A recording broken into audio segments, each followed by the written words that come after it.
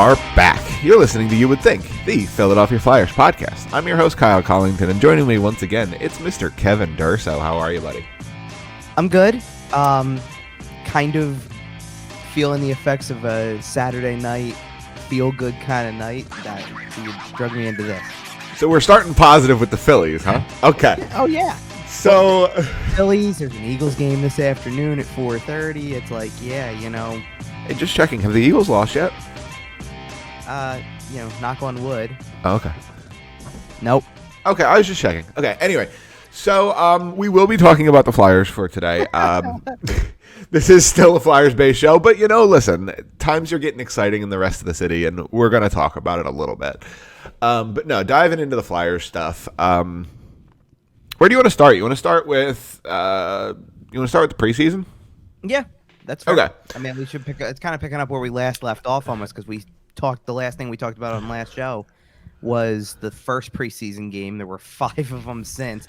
This has been a weird preseason, to be honest, because I agree with John Tortorella, who has never experienced anything quite like this. I don't remember a time when they played the final preseason game and then had something like 9 days. It's a lot of time. This is a lot. I mean, it really feels like everything about this. This is why it feels really weird too.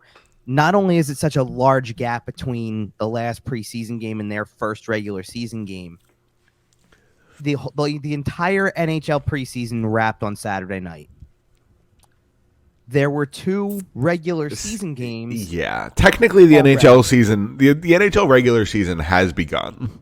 Right, because look, to be honest, I totally get it, because this was the Flyers 3 years ago. They were one of these teams that played. The Flyers only played 1 game. This time they learned their lesson and at least gave them 2. Well, yeah, because now the lesson that they learned was give both teams a home game so that they have the same number of home games here.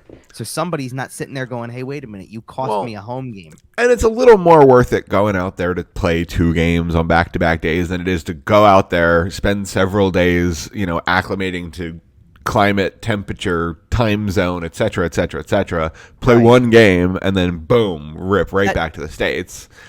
But by the way, that series felt like it delivered for what it's worth in terms of, did just about every near hometown player score a goal in the 2 games? It was pretty impressive. Like Tomas Hertl got a goal, and he's literally, I think he was like an hour away from where the arena was where he grew up or something like that.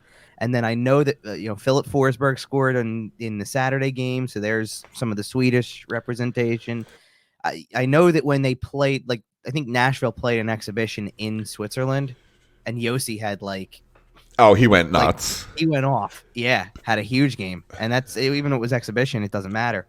I think they got what they wanted from some of that international stuff. Oh yeah, and then we did have pretty cool though. We did have Flyers legend Jaromir Jagr dropping the puck on Saturday to a massive ovation.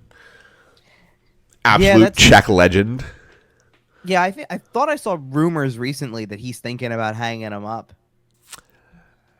Maybe. I don't want to believe it yet, because that's like the dude. There's guys who, when they get to close to 40, you're like, oh yeah, that guy's gonna play into his 40s. This is he's gonna play forever. It feels like, or he was gonna try. I wish the Sharks or Nashville had signed him to a 1-day PTO for that exhibition game. Oh, that'd be funny. Come on, how cool would that be? And his Czech team would let him go. He can ask the owner. If you didn't know, he owns the team. He owns the team that he okay. plays for. Yes, I did. I knew that. You're saying that for everybody else. Oh, you and everybody else. Yeah. No, that would just been great. See, the fun part is it wouldn't have mattered it wouldn't have mattered which team. It would be a team he'd never played for before, which would have added to the allure of. Come on. He's played for the gang, 7 NHL teams. More than that. The gang of traveling Jagrs could have added somebody. Right, that's what I'm saying. I thought it was 7 or 8. I thought it was 9 or 10. I am going to his page right now to look. But either way, it was nice to see Jaromir. He looked really good. He looked happy. Of course he looked good. He was the physical specimen that he wasn't he? Do me a favor and count this off for me. Sure. Pittsburgh Penguins, Washington Capitals, New York Rangers, Philadelphia Flyers, Dallas Stars, Boston Bruins, New Jersey Devils, Florida Panthers, Calgary Flames. 9. Okay, so 9 I NHL said in teams. my head I went 7 or 8. So So you couldn't give her the, Nashville or San Jose would have been his would have been 10th. 10. Oh, Come that would be on. sick. Like The he's gonna lose second place regular in goals at some point soon here. Give him something. Come on. it was a regular Mike Sillinger or Lee Stempniak here. Exactly. Travel. And Well by the traveled. and was elite the whole way. That's the difference. Yeah, Like that's true. no one would say Lee Stempniak was elite in his late 30s. No offense. What was his worst year? I mean, I want to say it kind of like Calgary was rough. yeah, because that was the last one, wasn't it? Well, right. And he was I kind of remember like he was all right in Boston, but he wasn't like that was a half a year kind of like Washington was a little underwhelming. It was a little earlier in his career. earlier. It was Year, though, before he yeah. went away. Washington was a little underwhelming. It was before the Rangers though, so like the Rangers got him really back on the superstardom. That's what I'm saying. They fixed him. But okay, either way, this is not a Jaromir Jagr podcast. No, but you brought him Although up. honestly, it could be. Anyway, so remember, so not on last week's show, but I'm sorry, not the last show 2 weeks ago, but the show before that, I mentioned 32 Thoughts, and Elliot Friedman said that the Flyers were going to be a big candidate to dress a lot of their guys and win the preseason. I don't know if he said win the preseason. I don't know if he ever said like dress a lot of their guys because I think everybody always knew this is what it was going to be. But when you put guys motivated to get into the lineup regularly, Right. You're kind of actually out there doing what you like. I think it all kind of lines up. It's why Tortorella said he didn't want to be on the bench for the first few games because he's like, I'm going to go out there and coach to win. And he probably would have. And I don't know if they would have or not with the group that they had, but they played a lot of the guys that you would think that they would play. You would think. You would think. But they obviously the results were not on that level. This is not to like, I'm saying this is not to like throw shade at Elliot Friedman for saying that. I think he had a valid point when he brought it up. Like it was the idea that, well, first of all, by the way, I'm pretty sure that when Friedman said that was before the Couturier news came out. That is fair. So it was like, hey, you know what? If they dress Sean Couturier and Kevin Hayes and Scott Lawton on a regular basis and then have a couple of young players trying to make it, this team could those guys will have a field day when they face the Boston lineup they faced the first preseason game where it's like, oh yeah, by the way, there's no Bergeron, no Krejci, none of the defensemen, no Pasternak, no nothing. Like, you know what I mean? Like, yes, you're like, absolutely, it is fair to think that they would have had a really strong post or preseason record because of playing those guys, as opposed to these teams knew the goal was not roster battles and trying to win these preseason games with young players who are trying to make it. It was stay healthy. Yep. Because most of the teams did that. Actually, there were a few teams I thought I noticed anyway that had preseason games where they dressed a lot more of a regular lineup than I would have expected. Like, yeah, teams started putting healthy lineups together fairly early in camp. Like I saw that Ottawa and Montreal played each other like twice in the past week or something like that, and both games looked like legit NHL lineups. So I was impressed by the kind of throw caution to the wind mindset that some teams had to make sure that they, or not make sure, but to have a regular lineup out there when it's not common. I mean, we get to that 5th or 6th game in the preseason, and it's like, get this over with. And that's exactly how Tortorella felt by the end of this. Sure. I don't know, but I'm sure that had a lot to do with the record too. Oh, there's definitely far too many preseason games, and I feel that way for most sports, to be honest. Yeah. One thing I did want to mention is that Sean Couturier injury. Sure. Because that has done some weird flip-flops. We've heard that he's going to be out for half the season. We've heard some things that he might be back, like, soon. Right. I have to imagine that if he's coming back soon, he's not coming back at 100%. Is that fair, would you say? It's fair to assume that right now until you get anything further. I'll say that. Okay. I also think that it's valid that if the original thought process was, I don't know, call it 3 to 4 weeks was one of the reports. Okay. That was at least a week ago. Okay. At this point, I think. I mean, what didn't it come out on the Monday or Tuesday after we did the last show to begin with? So Yeah, but we were hearing things like months. well, no. I know. What I'm saying is that it was followed up with a hey, they kind of got good news. Oh, it's right. going to be like 3 or 4 weeks. Right, and we did know that he was seeking a second opinion, so it's not crazy if things just shifted on that. No, so my point in saying that is that it was very clearly stated that he's week to week, which right away creates like this is like Ryan Ellis all over again. Week to week means nothing to people. Week to week has so much uncertainty. Right. Yep. I mean, if the update you can provide is no, he doesn't need surgery, that's great. But like I tweeted out the day that update came out, it's like it's still cryptic. You didn't say it was he's 3 to 4 weeks and he'll skate again or something like that. Right. You said he's week to week. And what happens if week to week is by the way, in 3 to 4 weeks we're gonna check him again, and if it's not better, now he does need surgery. Now he goes on LTIR. Now he gets surgery. Now he's out 4 months. And it turned out that the initial story was completely 1,000% correct, which is what happened with Sam Moran, which is what happened with Ryan Ellis. It's like happened with Nolan Patrick. Yeah, but Nolan Patrick's thing was a lot different because that's fair. Like this is a more structure. I understand. No, I know. So like that's what you like. That's why I said like the last show. It's almost surprising that they admitted it would be a shock if Ryan Ellis played this year. Right. Like, okay, really? Like instead of doing that song and dance with the week to week and maybe he'll come back in this amount of time or whatever, no, they just flat out said it. I think they're telling you straight up, we're sticking him on LTIR. We don't expect to take him off LTIR. We may make a trade to fill his LTIR space. That's how I hear that. I mean, I think that's possible. I think that what's more likely than make a trade is scour the waiver wire and see that's fair. Come up with, but I mean. But you know what I mean. If it's a unique situation, we're gonna get into some of the roster stuff in a little bit when we preview everything. We sure are. Defensively, it's a unique situation.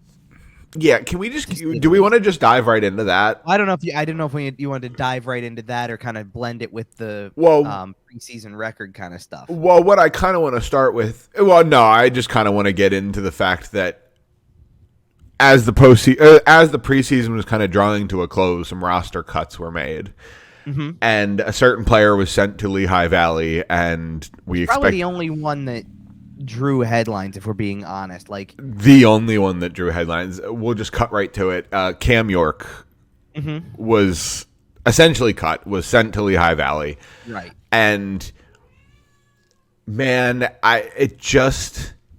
it's the kind of thing that when Alain Vigneault did it to Joel Farabee, I was willing to say, okay, I'll give him a shot.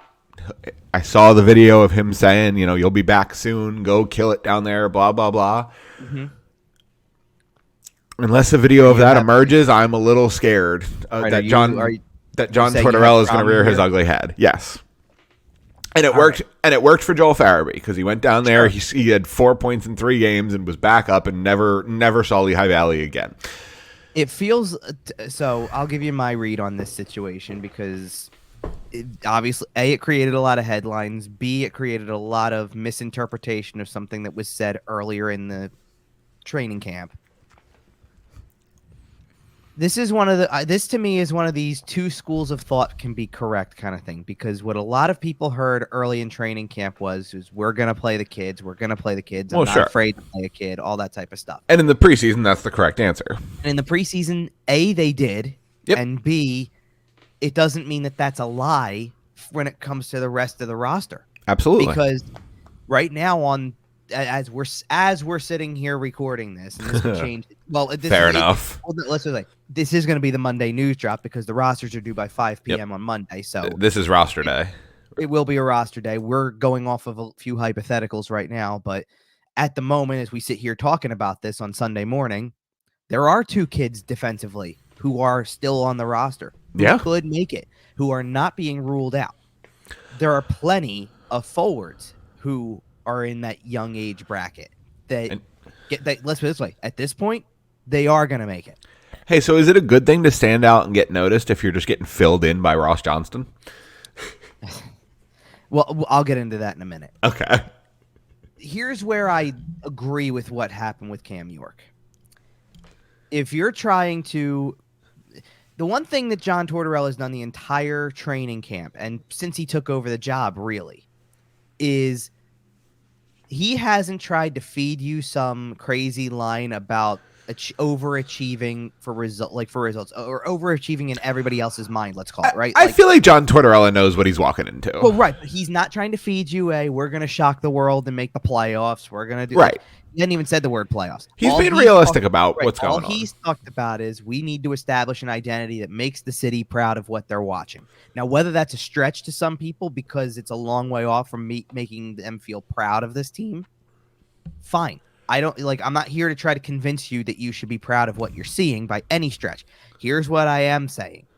That whole identity seems based on we need to have accountability. Well, yep. I watched 5 or 6. I know 5. It was 6 preseason games, but Cam York probably played in 4 or 5 of them at least. Right.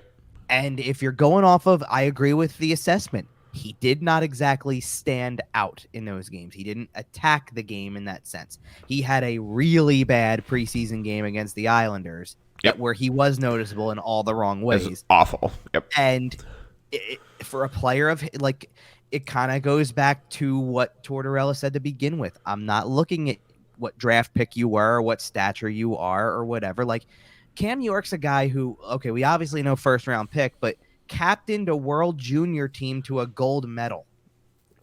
And it's kind of like, a US. He did it in easy mode, and, he was playing for Canada. No, he was US. Oh, I'm sorry.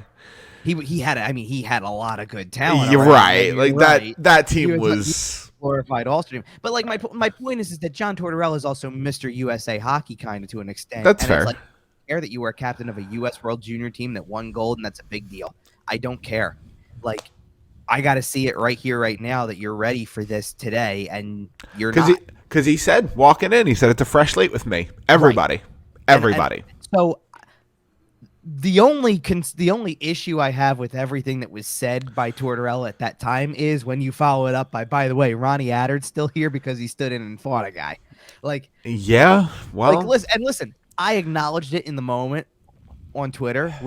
Ronnie Attard going against Ross Johnston is a completely unfair matchup, and he stood there and he took it. Good for him. And I can even and boy, he took it. Whew. Where they start to lose me with Attard is I don't love that this is a quote that came out of a press conference, but I can understand why you're sitting there trying to say, listen, do you think that after fighting that guy and doing what he was stepping up in the moment, that I'm going to cut him the next day? You're crazy. All right, that's fine. To go into the weekend making it seem like he has a legitimate chance of making the roster, I think is wrong. Because I don't think he's done any. He's been better than York has from a consistency standpoint, but he's not ready for this level either, and it's very obvious. Here's the thing. I wonder if John Tortorella does think that this is a rebuild. Right? We saw Detroit send Joe Velino back to Grand Rapids for 2 or 3 years, let him really marinate down there. We've seen some rebuilding teams hold some players in the minors, let them kind of over marinate, get really, really dominant at that level before they come up. John Tortorella seems to be saying all the right things. Like you said, he hasn't really mentioned playoffs. Yeah. It seems as though he knows realistically where this team is probably going to end up. And yeah, sure, he's going to coach to the best of his ability, and he is a very good coach. But I think he knows that this team just lacks the depth to get anywhere significant. The top-end talent, the depth, the everything. This team lacks everything. And here's the thing. It sounds to me a little bit like you heard some of the things that were said on the latest Snow the Goalie. I actually didn't. No. Okay, because the discussion is that so John Tortorella, the entire preseason and training camp, they played that first preseason game that Saturday, and we came on and talked about that one and kind of also talked about a lot of the stuff that he said on day one of training camp, right? Which was things that we like, that I at least could sit there and say, I'm like, this is kind of an interesting one. Like, here's a guy who says, I'm not going to coach behind the bench for the first 4 games because I need to watch. I don't want to be on the bench. I want to evaluate. Okay, Yep. fair.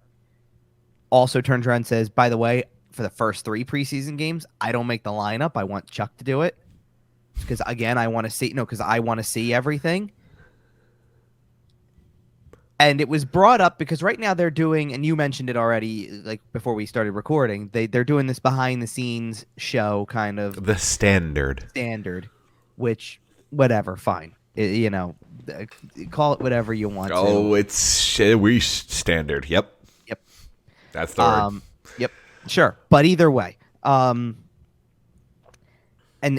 full credit to the guys on Snow the Goalie who brought this up, because I was listening to this and it was kind of comical to think about, because I get it. Like, there's elements of what you get to see on these shows that's scripted, because it's not like they just plant cameras and say, let's do this. There's like scripted in a sense where it's like they set the scene for the people, like, hey, listen, we're going to film you in this meeting today. We're going to do this. Sure. We're gonna do that. Episode 2 started with some Flyers taking batting practice with some Phillies. Yeah, but that's at least that's one where you don't even have to explain it. You're sending the PR team for, hey, we're that's fair, athletes, right? Like, yeah, you're right. It's going to be fun. But no, they do set up. They do let people know. They're not sneaking anything. They had one of the episodes where they show it's, and you see all the usual suspects. Chuck Fletcher's leading a meeting with Brent Flair, Danny Briere, Barry Hanrahan. Like, it was nice seeing Danny Briere kind of in that front office capacity. It's so good seeing him. But either way, and the whole thing starts with, here's a list of players that Torts liked, essentially, right? Right. So who's putting the team together? Or who's looking at the roster that was handed over at training camp and going, oh, wow, this is what we did. Like, day 1 of training camp, Tortorella talked about establishing that, accountability, and this is about identity, and it's a clean slate with me. I don't like, this is a guy who on day 1, when there's an injury update about Sean Couturier, I don't want to hear about it till he's ready to go. No. I hear you, but I'm saying this on the same day that there's an injury update going, we don't, where it's week to week, whatever, right? Right. The whole question, because the report was, could be months, could be whatever, right? And the coach goes, I don't know how big of a loss it is, because I don't know how important he's going to be, because I don't know where he's going to play. That's fair. Well, and in that same thing, he also said, I don't really care. Don't give me weeks, don't give me months. Just tell me when he's healthy. Well, yes, but I'm saying, like, Yeah. No, I know. It's crazy. That's how blank slate he's going. But this is how John Tortorella operates. Yep. I'm not basing anything off of anything. I don't know, honestly, if create a drinking game, if you don't need one already from watching the games, create a drinking game watching his press conferences and count the number of times he tells somebody, I have no idea, and literally says those 4 words, I have no idea. You trying to raise alcohol sales in the Philadelphia local area? I'm not trying to do anything. What I'm trying to do is just sit here and tell you it's a common 4-word phrase that's used by John Tortorella in press conferences. I have no idea. Whether that's a tactic, like, I'm not giving you any information. I do absolutely have an idea, but I'm not giving you any information. Or, which I'm sure it is in part, but yeah. But on day 1, that wasn't I have no idea, like I'm withholding information. Like, that was of course I know how important he is, but truthfully, I haven't seen what we have to know where he stands. I'm evaluating honestly. I have no idea where he's going to slot. Yeah. Right. So, to me, it looks like it just feels like 2 different schools of thought. Like, Chuck Fletcher said a bunch of the same stuff that some of the players were who had been here last year, where it's like, yeah, we're kind of that we're ready to go out and shock the world kind of thing. And it's like, sure, I understand why you feel like you have to say that, but and you can't come out and go, yeah, we're going to suck this year. But the coach kind of turned around and buried that possibility, right? Like, the coach kind of looked at it and didn't say anything about shocking people. Now, you know why? Because I think he John Tortorella's response to something like that is nobody. I understand the perception. Because that's how. Notice the difference between a general manager who knows he's on his last leg saying, we're all excited to shock people. Yep. And a coach in year 1 who's got as much job security as anybody in the organization, who's going to sit there and say, we know what the perception is. and we're trying to build towards something. That's two different answers. Yep. It'll be interesting to see if John Tortorella is the one that kind of comes out on the other side of all this, because I think is. Right, because I think you and I are both looking at this as, quite frankly, and this is kind of transitioning towards our season preview, is I think you and I are both looking at this as a bit of a poor season. Well, definitely, yes. And we'll get into that a little later. But I think you and I also both agree that this is probably Chuck Fletcher's last kick at the can. Because this is where it all starts to make sense with the coaching thing. Remember the questions about, like, in the offseason about whether John Tortorella was Chuck Fletcher's number one choice or not or whatever? Yep. This makes it more obvious that it wasn't, because they're speaking different languages. Because John Tortorella's coming in, and after a preseason where he had to cut a player who was a first-round pick who everybody seemed to think was going to make the roster. And yes, I think he's the one who goes and says, we got to cut this guy. This is a better move for him. I totally buy everything that he says for the most part. To be honest, up until those lines about the guy stood in, so if you think I'm going to cut him because he fought a guy, which is just Tortorella being an old school guy. You know what line I didn't like? That was the first time I'm like, oh boy, that's a Torts line if I ever heard one, and man, does that sound awful. He talked about his defensemen and the idea that mistakes are going to happen. Mistakes are mistakes. I want them to be aggressive mistakes. So, listen, all that's fine until he turns around and he says, we're going to give up 2-on-1s and things like that, but that's what we have a goalie for. John, I felt horrible for the goaltenders at that moment, because it's like, okay, man, I know Carter Hart is probably a top 10 goalie talent in the world, just on pure talent. Sure, and I know he's itching to prove that, probably. Right, and a couple of lean years here. And quite frankly, I say top 10 a bit on the conservative side. I think he could get in the top 5 conversation. Again, just talking talent level. I think the team in front of might be a tough year, Carter. Well, here's the thing, and this is a very fair. This was something that Tortorella said that I agree with 1,000%. Talent, physically, he's talented enough. He's got all the tools. We've seen it before. He goes, it's a mental thing. Tortorella is all about the mental aspects of the game, the way that you come as a professional, because if you show up to the rink every day while you're playing in a season and you're coming professionally with a mindset that's present your best self and approach the game the right way, then you don't, let's put it this way, do you lose 10 games in a row twice last season if you come to the rink thinking like, this is a slog, I don't want to do this? No. Then that's what he's trying to get out of him, is if you don't show up, you shorten the losing streaks. You win more often because you fight for it more, because you're fighting for your teammates and you're holding each other accountable, and that's the professional mindset. And that's a lot of what he said he was looking for from Cam York. Like, he goes, the guy's physically gifted. It's not like he can't do stuff. They have to improve on play away from the puck a little bit, and some of the decisions, because I love the answer. He doesn't take over a game, and I want him to take over a game. I would love it if John Tortorella got his hands all over Cam York and does to Cam York what he did to Seth Jones. Yep. That player, right? This is the same situation. When he got Seth Jones was young and new, and it was like, go ahead and start molding. It's like, do what you got to do. And he did. And he kind of did the same thing with Zach Werenski to a degree. Werenski, I think, had a little bit more natural talent coming into the league, but still had to be molded into the number one minutes guy. And maybe that's what we all want to see with Ivan Provorov, is you got the guy who knows how to play the minutes, but mold him into that guy. I think if John Tortorella takes the time to mold Ivan Provorov, spend some time with him, or in an alternate universe, if Ivan Provorov is 22 right now, right, I think they're your Werenski Jones of the future, and sure, but that's where that's at. Yeah, the fact that Provorov's a little bit older, I don't know quite how much room there is to mold still. Because let's put it this way. Here's the simple way to look at it. Provorov and Werenski are the same age because they were the same draft year. So you can't turn back time and go, oh, by the way, all of those years that Tortorella had with But you Werenski. know what I'm saying. If it was a 22-year-old version of Ivan Provorov. No, don't you wish you could? Oh, yeah. The way that this approach is going? Zach Werenski is fantastic. Sure. Absolutely. And they look like they have a solid group. I don't know if they're gonna I don't know if it's playoff solid in Columbus, but they look like they've got a solid group.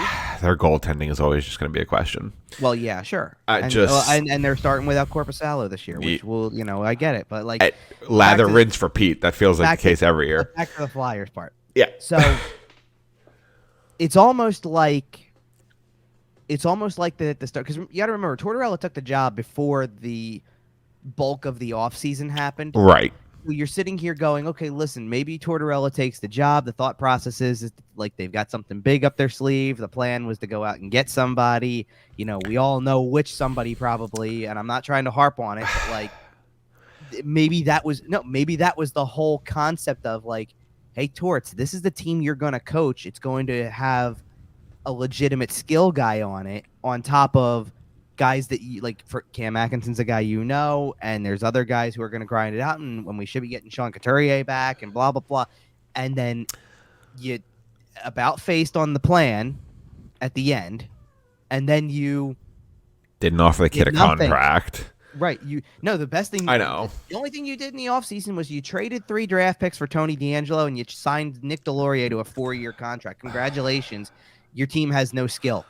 Right. And actually, I hate to say that because DeAngelo can move well enough to have skill, but here's my problem in the preseason. No. And here's my problem, and I know this is something we've talked about ad nauseum all through the summer, and I know I'm bringing it up again, and I'm sorry, but we're talking about a rotten locker room. We're talking about a cancer in the locker room. We're talking about really bad.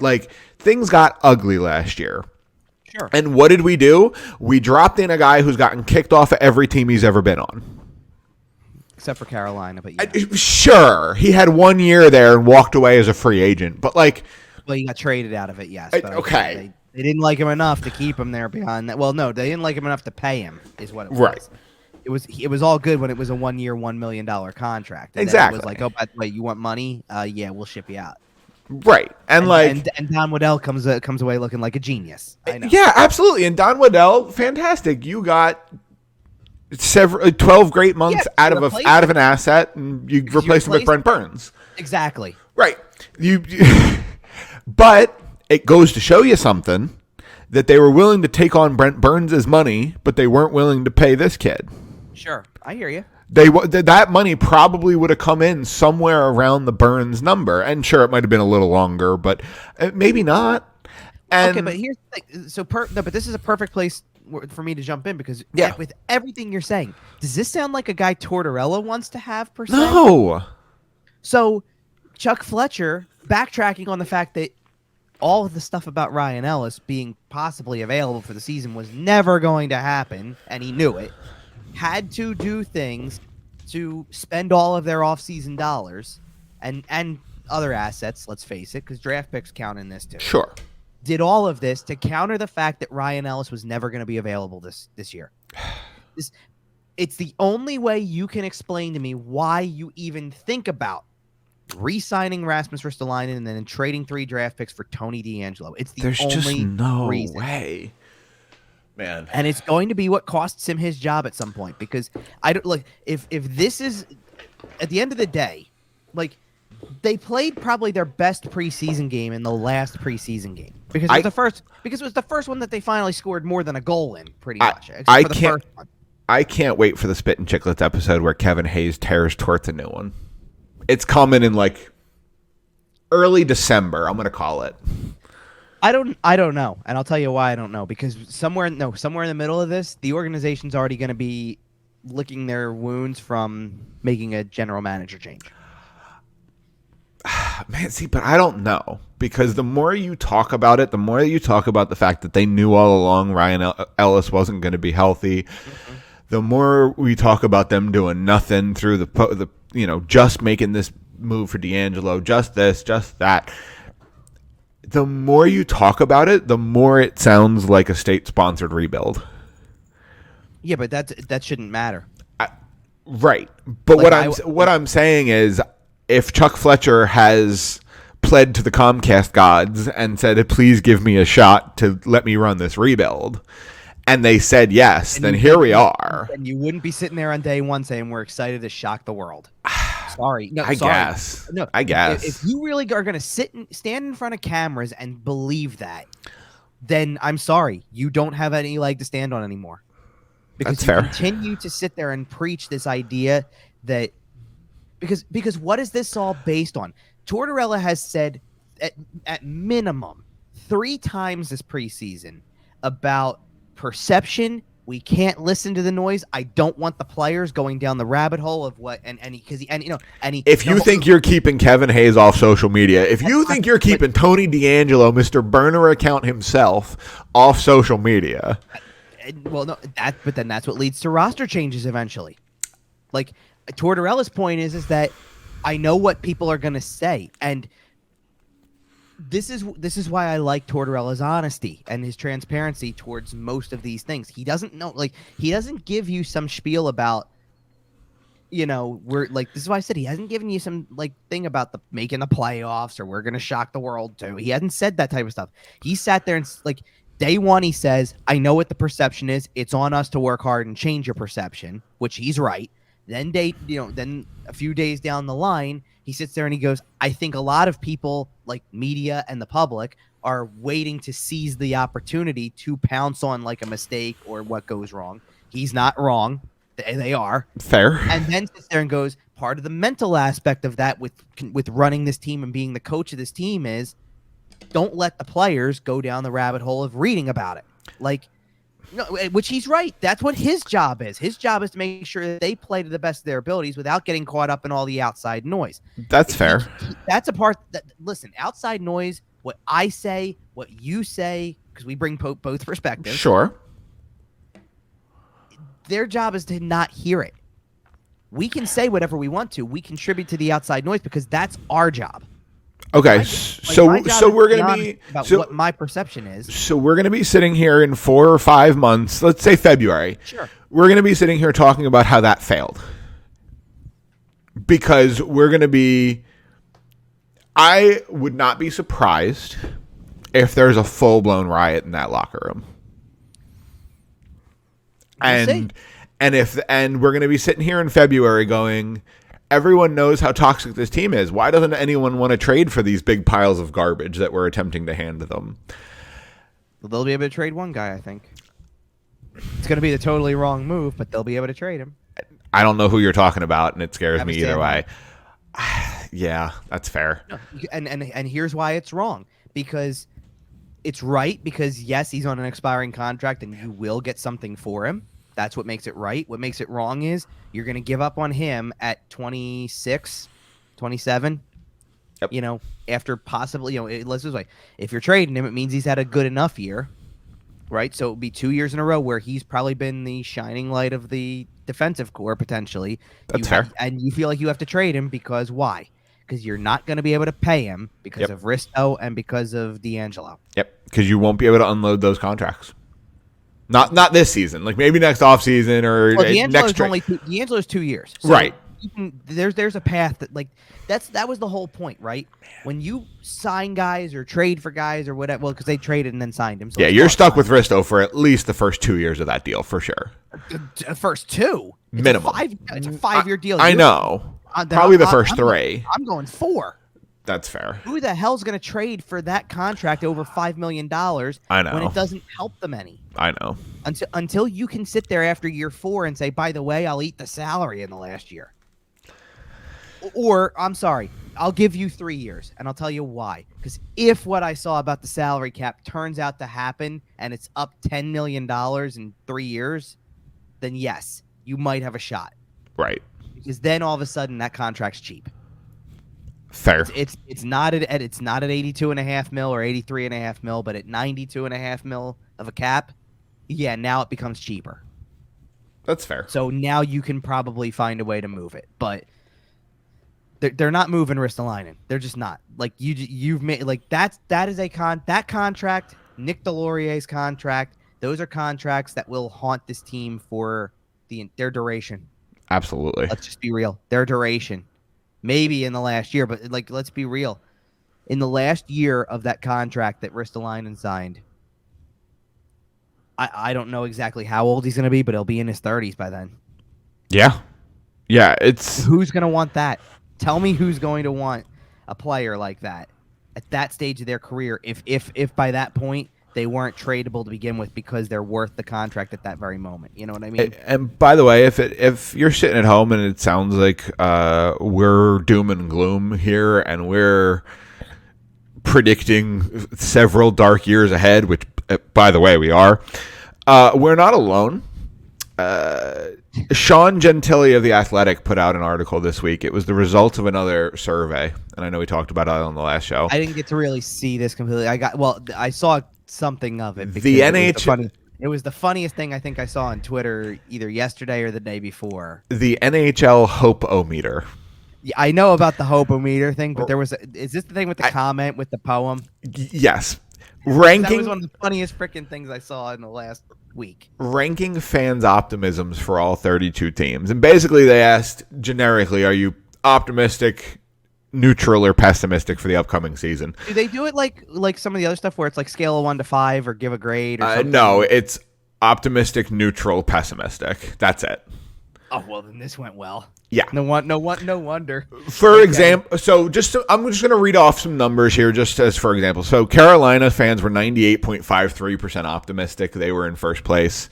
Colorado Avalanche 98.4%. They were in third place. I'm just throwing out some numbers here. Sure. Ottawa Senators fans very confident 97.8%. They're in fourth place. I don't blame them. Okay. So middle of the pack, 15-16. We're looking at the Washington Capitals. Their fans are 80.5% optimistic. So they're still feeling good about where they're at. 80% of their fan base feels good. Sure, because they're running it back with a team that still has the same talent level, so to speak. It's like sure. It's just when the drop off happens. Like whenever Ovechkin drops off, and the mileage on Oshie's body and Carlson's body wears him down. Yeah, so I totally get that. Speaking of drop off, here's what the bottom of the list looks like. Where the numbers go here. Winnipeg is 29th. Their fans are 38.2% optimistic, and I agree. It's been a rough offseason in Winnipeg, and they've had all sorts of turmoil. 38.2% optimistic. Sure. San Jose Sharks, 21% optimistic. That makes sense. They're in a rebuild. Fair enough. Things are low in San Jose.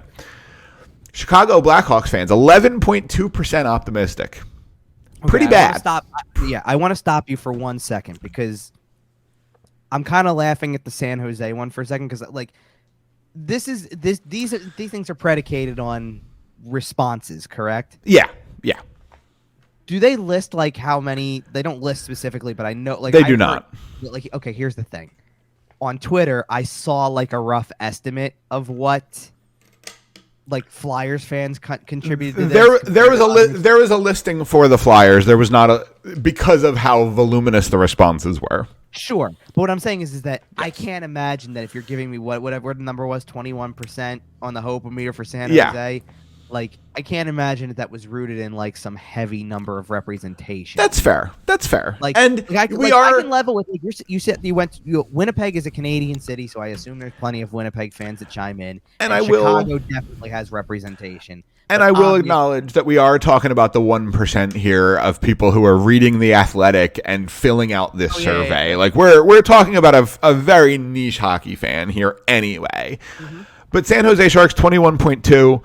Chicago Blackhawks 11.2, pretty big drop off there. It's pretty rough. They're trading everybody under the sun there except for Patrick Kane and Jonathan Taves. It's a very weird situation. Oh, absolutely. Now, before you read it, because I already know who 32nd is. Obviously. Oh yeah, you wouldn't be bringing it up if it wasn't. Hello. Sure, I know who 32nd is. I did not hold on. So I did not. The only thing I saw from the article is this comment that we will get into in a second. Because this was one of the funniest things. Charlie O'Connor shared it, and I think a bunch of the other Athletic hockey guys shared it because it was pretty good. It was pretty darn good. But by the way, if you don't know what I'm referencing, it was a poem written by Chuck Fletcher, which was just a screen name at that point. That one's actually not on here, but it was hilarious. It was so freaking funny. All right, so but I don't know what number. You just gave me what was it? 38 to 21 to 11. Right. So every team 28th or higher was 40% on the Hope-O-Meter? Arizona was 38.5. At 28th? Yeah. The Islanders were in 27th at 43%. Yeah, but okay, that's for Arizona, that's high. I know. I'll take I would take that if I was Arizona. I know. Holy Well, crap. I think they're starting to finally turn things around a little bit on the ice there. Because they have a pipeline. Yeah. Like they have a legit pipeline of talent. Whether it's playing this year or not, it doesn't matter. Yep. Well, how high did you go with the next one? The Islanders were 43% at 27. There we go. Okay, so so 27 teams broke 40. Yep. Wow. So Arizona 38.5, Winnipeg 38.2, San Jose 21.2, Chicago 11.2, Philadelphia Flyers. Give me a number. So it's below 11. It's below 11.2. Yes, sir. Okay, well let's put it this way. I don't know if I saw this in a comment or not, and I know that might be a little bit of a cheating method here because I didn't see the article. No, I'm pretty positive it's below 10. You're not wrong. Okay. I would have to, knowing the way that this fan base reacts to I've gotten comments every freaking day that stuff doesn't matter. So I'm going to take a guess that it's definitely below 5. I will go with 2.2%. 1.7. I'm glad I'm within 0.5%. I will take that. 1.7% of respondents are optimistic about this team. No, they're not. They're optimistic about John Tortorella. We're just going to go through some of the best negative responses here. Oh, there were almost 600 of them. I think 2 optimists left actual comments. Apologies to them, but there's no point. There's no point. Okay, and I haven't seen this. And I'm just reading the little blurb. I'm not going to go through all of them. No. Go subscribe to The Athletic. Oh my goodness, this is gonna be funny because I didn't see any of these. I didn't read I didn't get to read the article. I'm not currently. I'm not my personal favorite. I have 2. Okay, I've cut back on some subscriptions lately because I got a lot of stuff going on right now. Fair enough. Although The Athletic, you can get it $30 for the year. There's no excuse. I know, but no, right? There's fair. I got a lot of stuff on the my two favorites. Okay. I'm expecting an arch reading "Abandon all hope, ye who enter here" being installed in front of the Wells Fargo Center this season. And then the other one is, I don't have all day to write a novel about all the reasons why I'm dreading this season, but a lot of them are subheadings of the broader topic. Chuck Fletcher has destroyed this franchise and is somehow still on their payroll. Okay. I would read that novel. Heck, I would help co-author that novel. This is wow. So go support The Athletic. Subscribe to that. Sean Gentili, we're doing great work.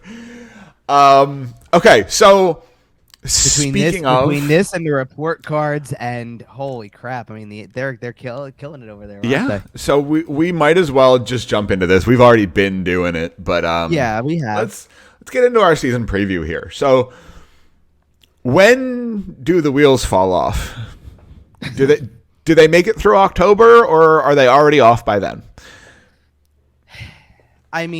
Here's the thing. I think the preseason kind of gave you a preview of what's to come because of the fact that when you take away certain pieces that you thought you were going to have, and you got everybody there's 2 things that go against them here, and one of them is you're trying to separate men from boys in terms of who handles Tortorella, and number 2 is you're learning Tortorella.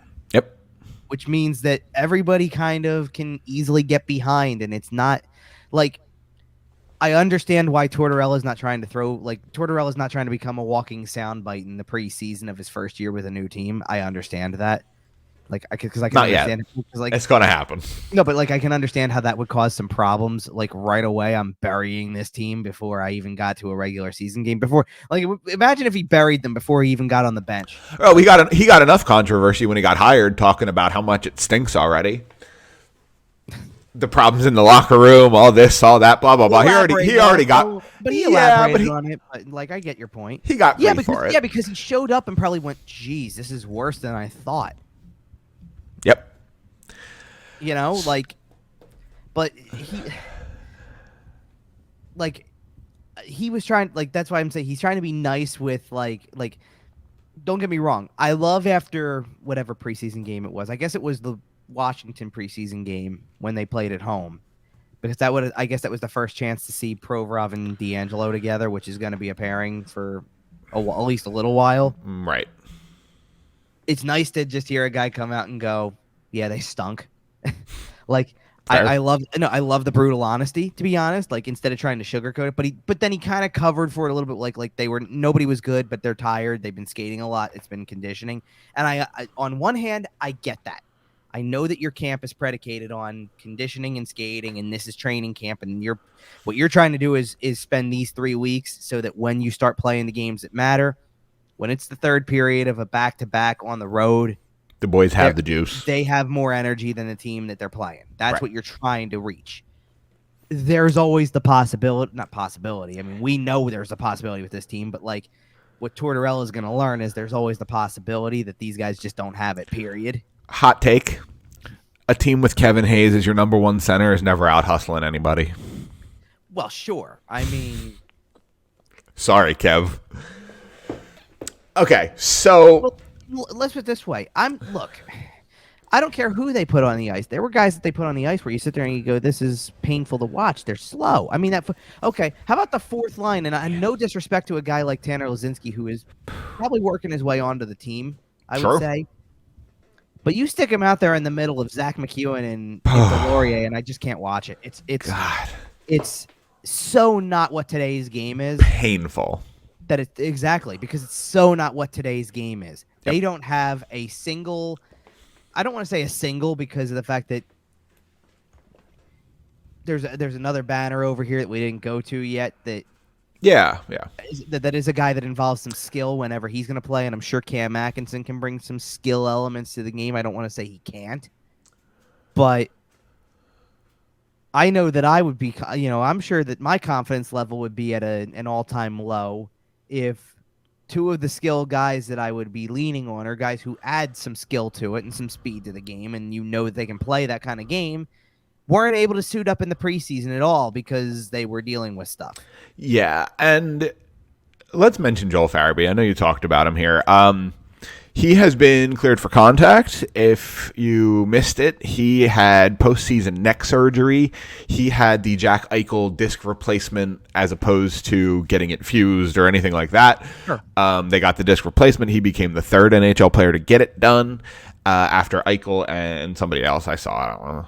Yeah, I know. Nobody seems to know who this second guy is. I saw an article that mentioned the name. It's not like a secret, but it's not anybody who like. It's some when fringe guy. When Jack Eichel, former second overall pick. Well, and he was the first to get it done. Right, and Super is the first one to get it done. Well, it turns heads. Especially with the saga it became. Sure, because Buffalo wouldn't let him, and he had all these doctors, and Buffalo still said no, and then they traded him. Right, could you imagine if Farabee was like in the position to be the first? Like, I'm sure that anybody who was going to be the first was going to have to put up it was going to be a little bit of a fight to get there. Yeah, and Eichel has talked a lot about. He did a lot of his own research for like months and months. And Joel Farabee said maybe 2 days ago, if not 2 or 3, whatever it is, like in talking, he's talked to Eichel. I'm sure he has. I'm like, hey, you got questions? Eichel's got answers. Him and Eichel are bonded for life now. Well, sure they are. And in plenty of ways, like they already have connections in more ways than one. Obviously, not just through the injury. They're both curly-haired weirdos. No, they're both BU guys. They were both USA Hockey developmental project, kind of like developmental team guys. Like this, that stuff's no secret. Like they both went through. They basically both went through the same career path. Oh right. I'm not putting Joel Farabee on the same skill level as a guy like Jack Eichel. No. But Joel Farabee has kind of followed in Jack Eichel's footsteps. Well, yeah, because Farabee was in basically that next class outside of Eichel, like at BU and in the U.S. programs. Like he was part of that group that was getting attention. Yeah.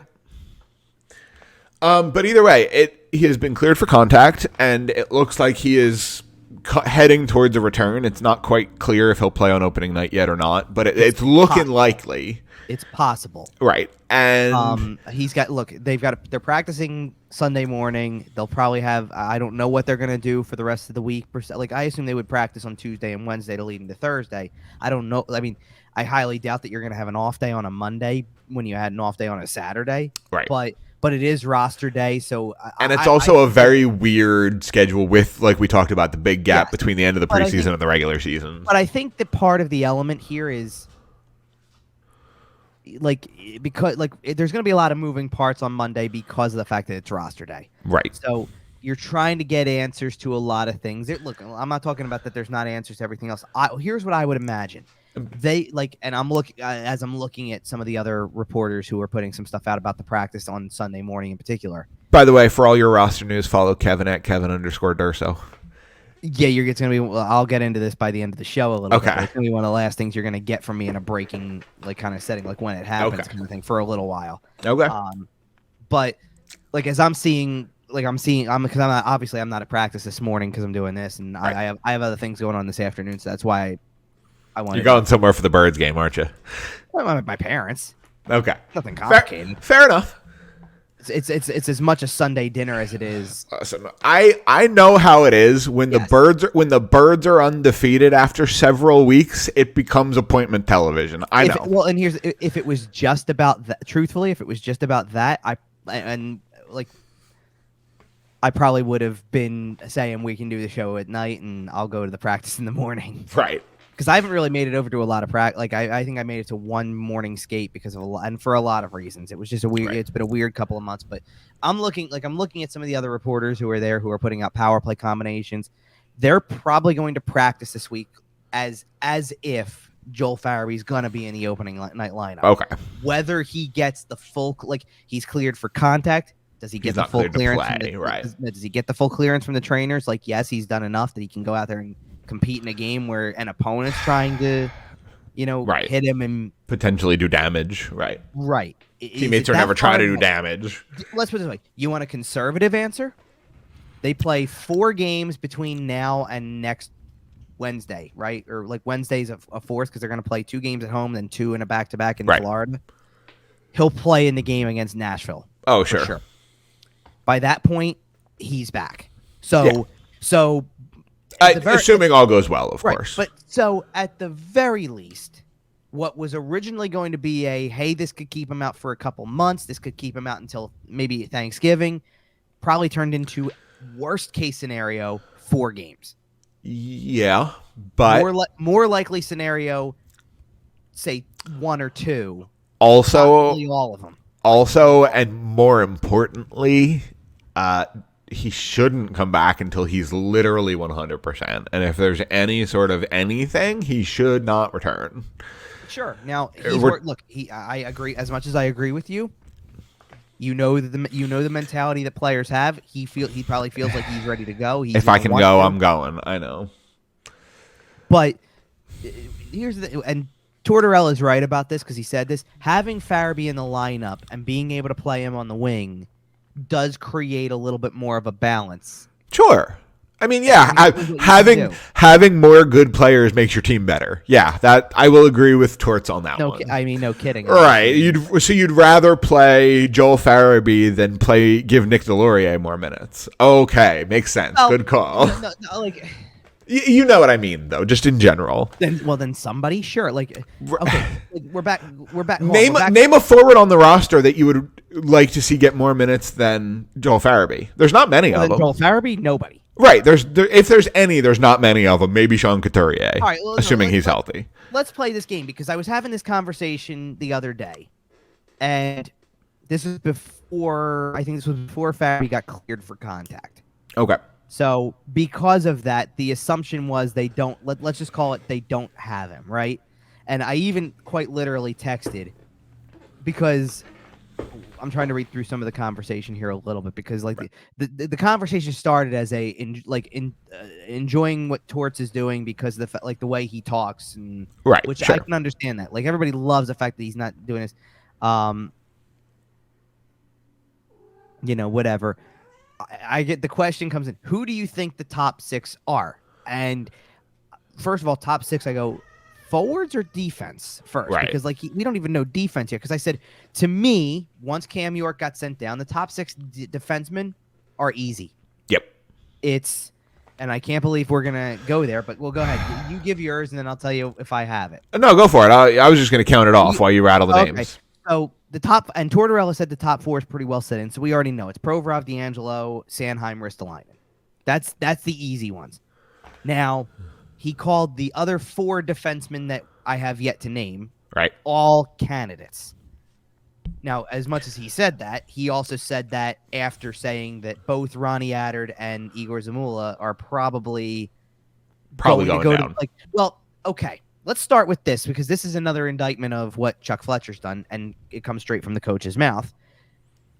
To sit there and say, I expect a lot of movement between, it's a great thing to have the minor leagues so close because I expect a lot of movement back and forth because we probably have 10 guys who are established and going definitely on the team. And then the rest is kind of we're going to be going back and forth a little bit. So half of your roster you think is not good enough for the NHL. That's what you just said. Is he wrong? No, but again, it's the blunt nature of saying it. Well, and you just threw your general manager under the bus with that comment. And that's you just flat out said Chuck Fletcher did nothing to make this team better. I got 10 NHL guys, and the rest are going to have to prove it. They didn't. They did nothing all summer. In his standpoint, yes, it's great to hear. Sure. So, to an extent, what you're kind of now here, this is where I disagree a little bit because I don't think you don't have.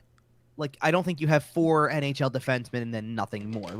I think it's a really tough argument at this point to not throw Justin Braun in there.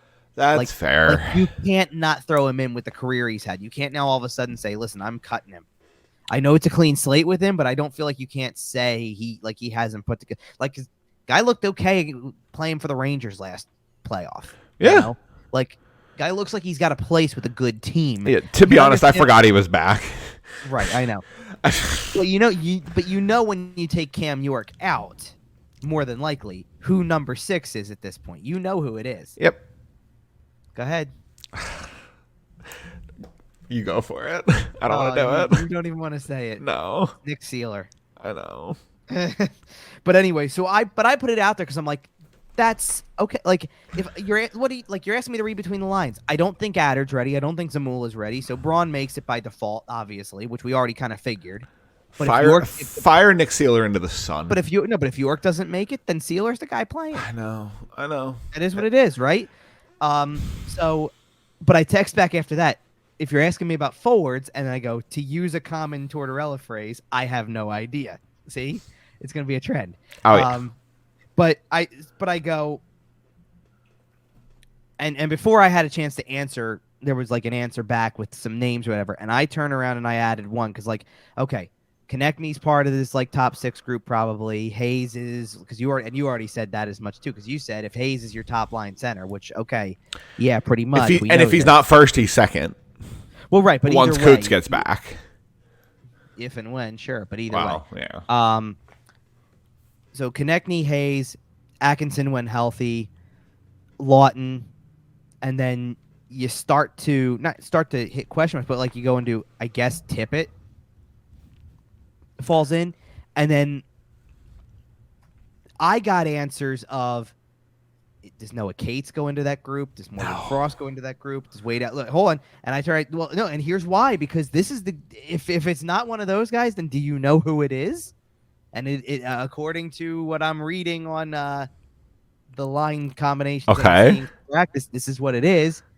James Van Riemsdyk. Yeah, that makes But that means your top 6 has a guy who is we already the JVR stuff has already been publicized enough this offseason because everybody thought he was going to be out on his way out the door potentially, and that didn't happen.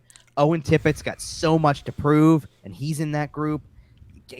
You don't I wouldn't hate Tippett ending up in the top 6. If your top 6 wingers are Farabee, Tippett, Atkinson, Konechny.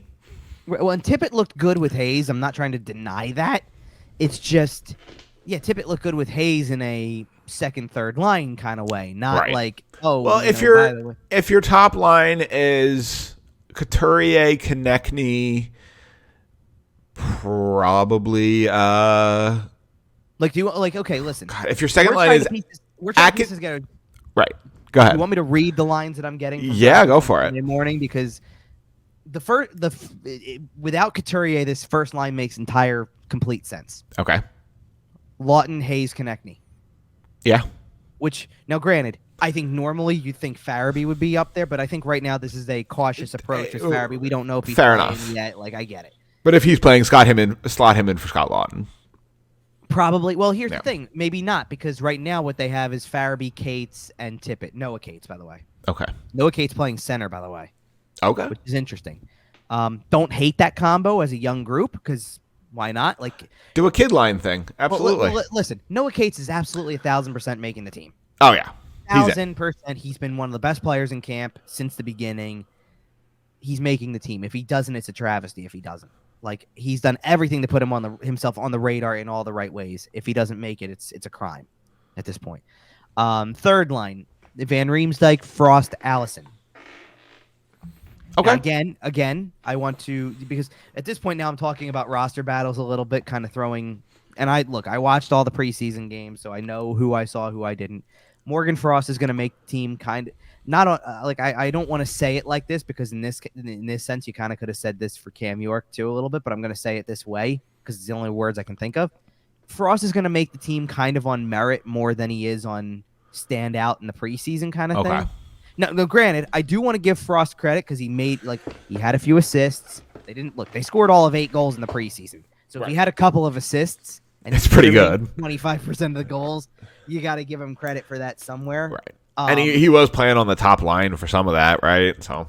Well, yeah, on nights when they kind of were careful with Hayes and not playing him, and Frost was kind of like your headline center for some. Right, because you're right. Kevin Hayes isn't playing 30 minutes in the preseason. No, it just ain't happening. They had something working there. Like, I wouldn't be. They're so thin at center right now that if they could, Frost would center Cates and maybe Tippett or maybe Allison. And I think you've got the same vibe there with a kid line type of deal. Like, Farabee could be playing with a Hayes and Konechny and give you more of an established NHL line. And then you could totally go kid line with Frost, Cates, and Allison or Tippett or something, like, and just try to see where that takes you.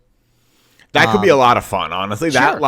That line could do some fun things. Okay, so that's your top 9, and I would, at this standpoint. Now, by the way, I should note, because a lot of people are putting this out there, Cam Atkinson is not on the ice again for this practice, so continues to be a situation to monitor. Can't wait for that to turn into week to week. Hold on. He is the only player who is not skating today. So now granted, it's the day after an off day, which is not a good sign for his health. And again, tomorrow is roster day. But when you consider, well, I don't think that matters. No, you're right. That's fair. It means he'll just be day to day, and they'll leave it at that. Yeah. But what matters for that is you're trying to make a goaltending decision. You're trying to consider other guys for your roster. If everybody's practicing, that's a good thing. It means that everybody else who you have to pick from is probably healthy. But so assume that something is going to move from this group. So somebody who I just mentioned would be going down in the lineup. I don't know who. Could be Van Riemsdyk to like fourth line. It could be Wade Allison being on a grinder type fourth line, because that's more the type of game they'd want him to play anyway. I don't know. I have no clue who it would be. But the rest of the fourth line at the moment, and this gets a little interesting because, Nick Delorier is probably on that group. Tanner Lazinski's still centering that line, which I think is a sign that he's probably at the moment. Actually, I don't want to call it a leader, because I think at this rate they're going to carry 14 probably if they're going forwards. So both Lazinski and Jackson Cates probably make it. And you can swap in between, like, for center position there. By the way, you reading that lineup off real quick, by the way, that sure sounds a whole lot like a second line, 2 third lines, and a fourth line. It sounds like the roster at the end of last season is what it is. Right. Close to what it is. But here's an interesting one, because you're probably bracing yourself for me to say the next guy on the fourth line is Zach McEwen. Yeah. It's not. It's Hayden Hodgson. Hey, we love some Hayden Hodgson here. I don't hate that. Okay. Like, I don't love their fourth line. I'm not sitting here saying it makes it. I'm not saying it's the the group of Matt Martin, Casey Cizikas, and Cal Clutterbuck. No, it's not. But I sure like the sound of, if you're going to try to have a more grinded out fourth line that has some potential, I sure like the sound of at least putting Lazinski with Hayden Hodgson. With Hodgson and starting there. I think that's, like, honestly, if you had Jackson Cates as part of that line, you'd have a little bit of more, like, you're taking away all the toughness, obviously, as you said you were bringing in. So one of the other two guys has to play. Right. But I at least like the sound of that a lot better. I do want to get by the way, Nick Sealer's playing with Justin Braun today, by the way, and the two more than likely guys getting sent down are the extras. Yep. So just a footnote there. But I do want to talk about the goalies for a second, because that's really been an interesting situation, and they've dealt with injuries there. So Carter Hart never got a preseason game because he was hurt for it, but he's practiced consistently since. I think that now he's back on track to start opening night like everybody expects. The question is, because Felix Sandstrom got hurt in a preseason game. Played, I believe it was the Saturday game against Boston that was in the afternoon, so on the road. And he played in the first period where he faced 2 shots and then had to leave a game. Which is, it sucks. Less than ideal. And he'd had a look. I want to give full marks because he had a really good preseason to that point. Looked very much like, to me, he was absolutely the leader going, at that point. Certainly. The backup spot. And then you had to make a change. And first of all, in that game, you didn't have a choice. You had to play the other goalie who's dressed. So Troy Grosnick got the last 2 periods of the game, and they lost 4-0. Right. But then for the next couple of games, Sam Ersson played. And to be fair, Troy Grosnick hasn't looked terrible. No, but he's exactly not great, but... Well, no, like if you want me to be honest, given what's happened with Carter Hart and Felix Sandstrom in the preseason, I already would be bracing yourself for both goalies who don't make it to be up at some point to play. Because somebody call Mike McKenna, tell him to get ready. For real, like that's what I'm saying. Like after those 4, you might be calling Mike McKenna to say, "Hey, by the way, what are you up to?" Come on, the record. We got the record a couple years ago. It was 8. Let's see if we can go for 9 this year. By the way, in all seriousness, we're starting with 2 hurt goalies. In all seriousness, they start with like Pat Nagel and whoever else they've got down there or whatever, like Jonathan Lemieux and what's the goal? Tyler Wall. Oh no! Get Tyler Wall, the best name for a goaltender ever. Nickname's got to be Brick. Yeah, of course. But in all seriousness, Ersson came in and really had a strong showing at the end that made it. This is a lot more of a competition now than people realize. In all seriousness, Anthony Stolarz has firmly cemented himself as John Gibson's backup, and is like a very solid NHL backup. Anyway, funny you bring up that goaltending tandem. I have something to say about that in a couple minutes. I think by the yeah. Okay. Well, no, I do for another reason, but I have something to say about that in a couple minutes. But okay. Well, hey, listen. Let's get off the Flyers. We can for a second, but yeah, because the goalie thing is really that might be the most. That might honestly be the most dramatic roster decision left, and Ersson's put himself in the conversation. I think Ersson will get there while Sandstrom deals with whatever. I think that Sandstrom's perfect for the backup at this point because he's played a few NHL games. I agree. He already kind of knows what to expect. Ersson's a great goalie in waiting for when something happens, but also it'd be great to send him down and say you're the number 1 in the AHL for right absolutely. You're playing 50 games for the Phantoms. Yep. Yeah, and completely make it that way. And hope he stays healthy too, but there's something interesting with that group. Like those 2 goalies have some potential here, and I we'll see what happens. Look, if nothing else, before we get off the Flyers, because this is the whole point of the season at this point. Yeah, they scored. Look, and I already said this once, but I'll say it again because for emphasis, they scored 8 goals in 6 preseason games. If you don't know what kind of games they're going to win this season when they do, you're crazy. Yep. Tortorella's already said this multiple times. They're not winning games 5-1, 4-1. It's not happening. Are they trying to give up 1 goal a game sometimes? Absolutely. Whether it happens or not is on them, obviously, but they're trying to win the 3-2, 2-1 games. Yep.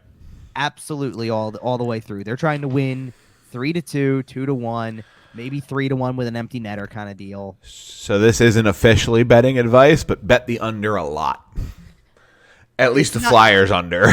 I was going to say, I don't know if that's good betting advice because they could have... That's fair. Look, I distinctly remember... Bet the Flyers under. How about that? I distinctly remember John Tortorella Columbus teams that were real... Look, that granted, probably had a lot more talent than this one does on paper, for sure. That were tough to play against because the whole style was... And maybe this is easier to do when it was Sergei Bobrovsky at the time, but it's like, hey, listen, we got a Vezina winning goaltender who can steal a game. Well, we're trying to win 2-0. You need Sean 2-1. Couturier. I'm not saying they're going to, but you need Sean Couturier to be Matt Duchene. You need Joel Farabee to be Artemi Panarin. You need Ivan Provorov to be Zach Werenski, and you need Carter Hart to be Sergei Bobrovsky.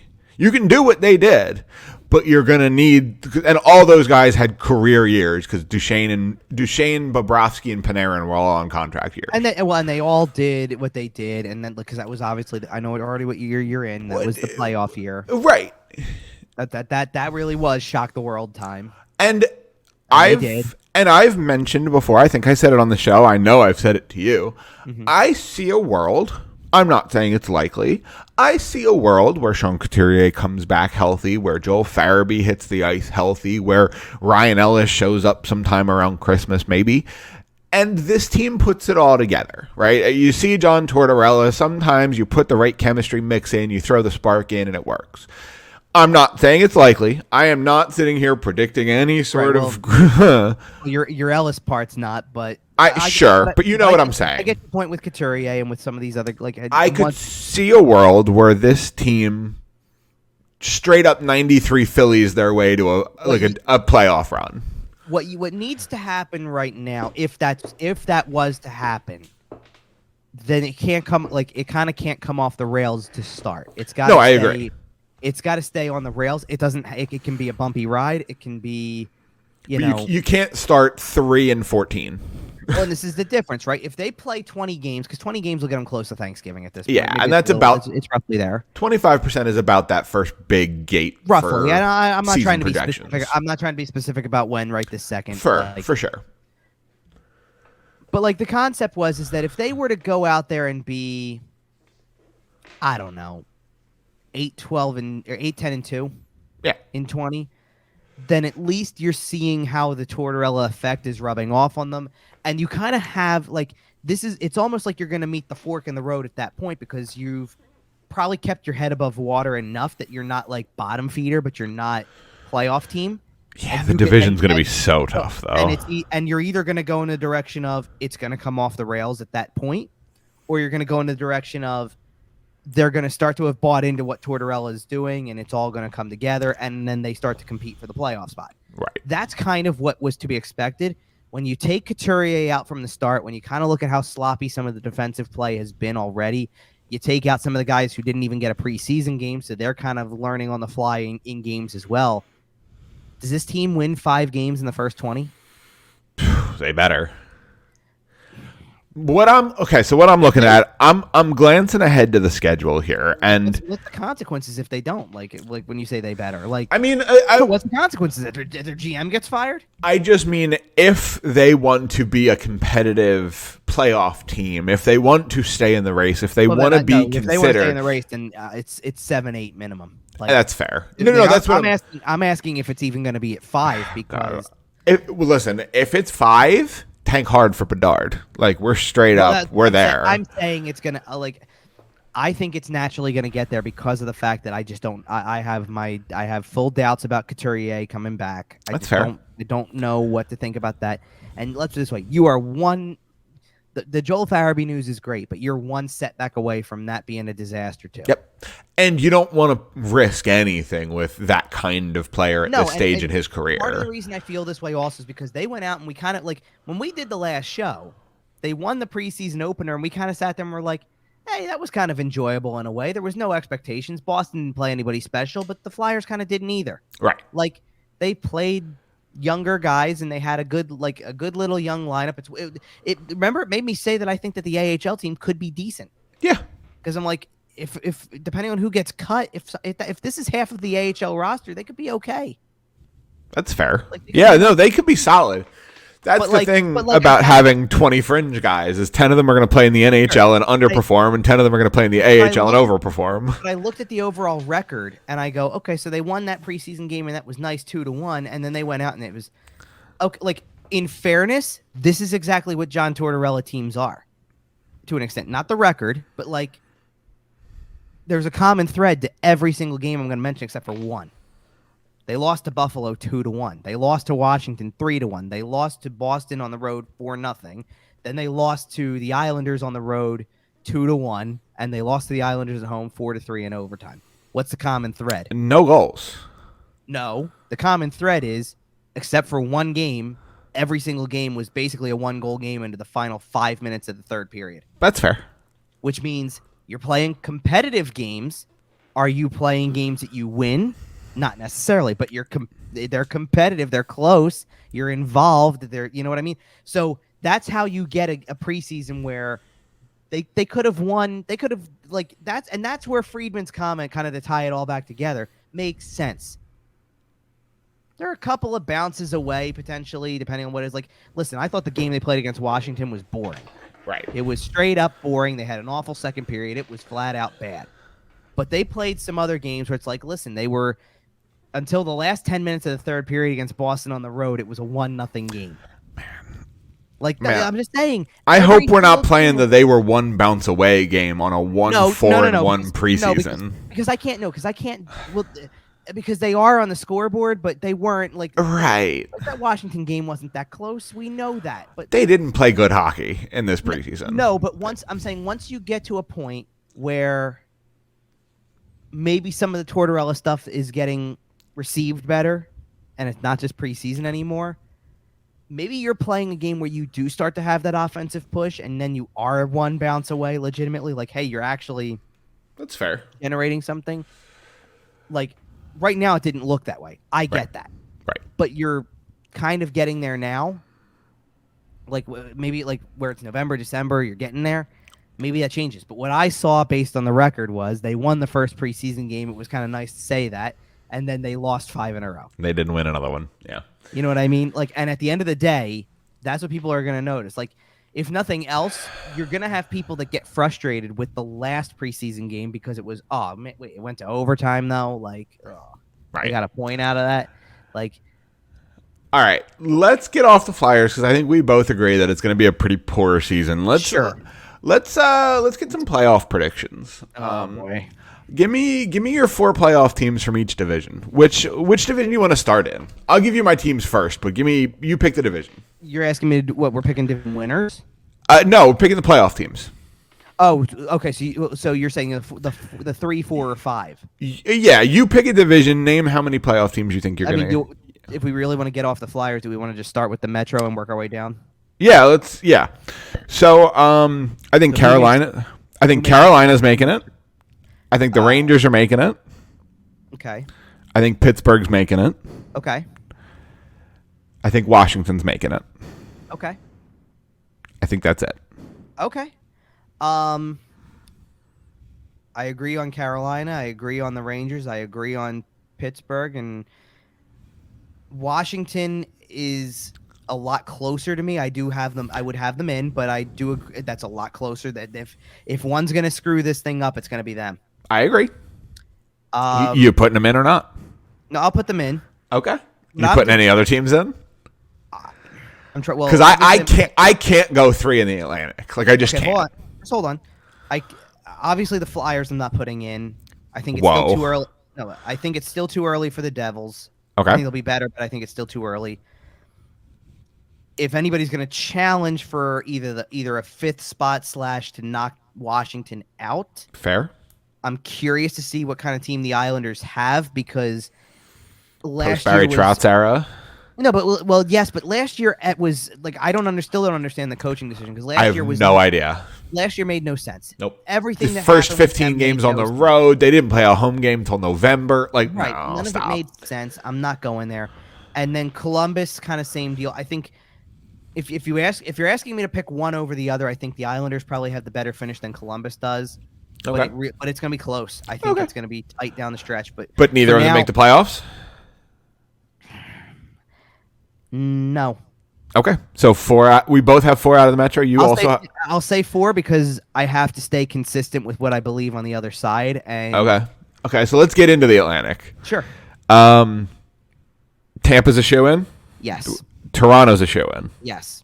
I think that's the end of the shoe-ins, honestly. Yeah. I think there's a chance Florida takes a dump. I think there's a chance Boston is old. Quite frankly, Detroit, I'm putting Detroit in there. Okay. I think they're making a run. I think Alex Nedeljkovic is ready to be a starter for a decent team. I trust Stevie Y. I think they're coming out guns blazing. And then my other team is I'm going to say the Ottawa Senators make it too. Okay. I have Boston and Florida missing. We have a disagreement on this one. Good. I'm good. Okay. We don't disagree on one team because this is why I said I'm not going to pull. If I'm going 4 from the Metro, I've got to stay consistent with what I believe. 4 from the Atlantic, right? I got to stay consistent with what I've believed for months now. The Ottawa Senators will make the playoffs this year. Love that. Okay. I fully believe that. I am going to. By the way, I wouldn't be surprised if you see like 40 goals out of Tim Stützle. He's going to be a monstrosity this season.